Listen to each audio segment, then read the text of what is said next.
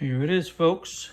The ES4-800 Bird, powered by Segway.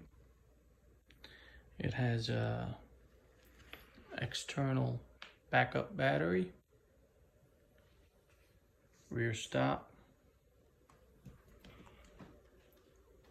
It has your standard brake, also your bell, your go button, and your LED display.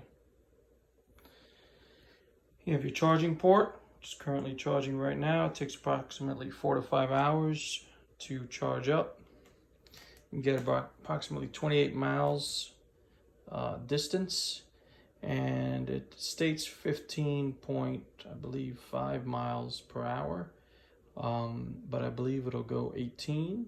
We'll be reviewing the speed when the weather lets up. It's currently raining outside. I got this as a Walmart refurb deal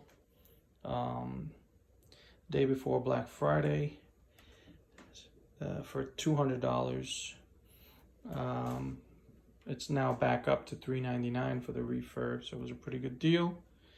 And it looks as though this one has not been used. Some people are stating that the scooter that they receive refurbished has a lot of wear, but this one seems to be in really good condition. I don't see any signs of wear at all.